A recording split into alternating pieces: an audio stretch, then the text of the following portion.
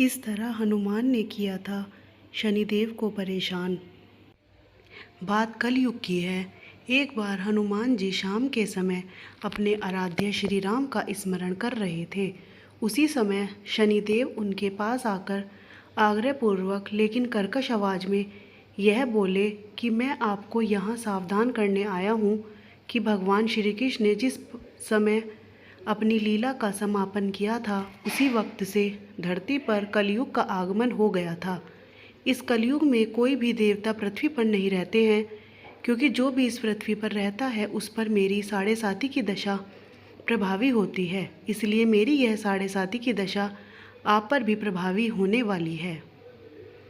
शनिदेव की यह बात सुनकर हनुमान जी ने तब उनसे यह कहा कि जो मनुष्य या देवता भगवान श्री राम के चरणों में होते हैं उन पर तो काल का प्रभाव भी नहीं होता है।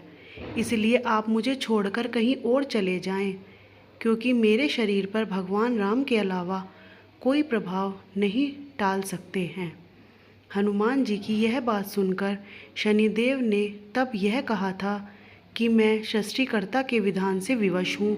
आप भी इसी पृथ्वी पर रहते हैं, इसलिए आप भी मेरे प्रभुत्व से कैसे बच सकते हैं। आपके ऊपर मेरी साढ़े साती अभी से प्रभावी हो रही है, इसलिए मैं आज और अभी आपके शरीर पर आ रहा हूँ, इसे कोई भी टाल नहीं सकता है। यह बात सुनकर हनुमान जी ने यह कहा, ठीक है, आपको आना ही है तो आइए, मैं आपको रोकूंगा नहीं, परंतु ये बता दीजिए आप मेरे शरीर में कहाँ रहेंगे। इस पर शनिदेव ने बड़े गर्व से हनुमान जी से कहा कि मैं अपनी साढ़े साती में 2.5 साल मनुष्य के सिर पर बैठकर उसकी बुद्धि को विचलित करता रहता हूँ, फिर 2.5 साल मनुष्य के पेट में बैठकर उसके शरीर को अस्वस्थ बनाता हूँ, साथ ही अपने साढ़े साती के अंतिम 2.5 वर्षों में मनुष्य के पैरों में रहकर उसे भटकाता हूँ। इतना कहकर शनिदेव हनुमान जी के माथे पर बैठे थे, जिससे हनुमान जी के सिर में खुजली होने लगी थी। तब हनुमान जी ने अपनी उस खुजली को मिटाने के लिए एक बड़ा सा पर्वत उठाकर अपने सिर पर रख लिया था। तब शनिदेव उस पर्वत से दबकर घबराते हुए हनुमान जी से यह बोले थे कि यह क्या कर रहे हैं आप। तब हनुमान जी शनिदेव से यह कहा, जिस तरह सृष्टिकर्ता के विधान से विवश हैं उसी प्रकार मैं भी अपने स्वभाव से विवश हूँ। मैं अपने सिर की खुजली इसी प्रकार मिटाता हूँ। आप अपना काम करते रहिए, मैं अपना काम कर रहा हूँ। यह कहकर हनुमान जी ने एक और बड़ा पर्वत उखाड़कर अपने सिर पर रख लिया था, जिससे शनिदेव और भी अधिक दबने लगे थे।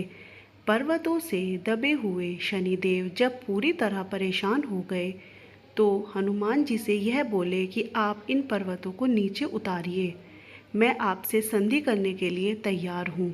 शनिदेव के ऐसा कहने पर हनुमान जी ने एक तीसरा बहुत बड़ा पर्वत भी उठाकर अपने सिर पर रख लिया।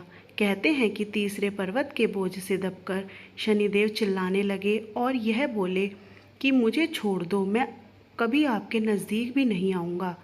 लेकिन फिर भी हनुमान जी नहीं माने और चौथा पर्वत भी उठाकर अपने सिर पर रख लिया।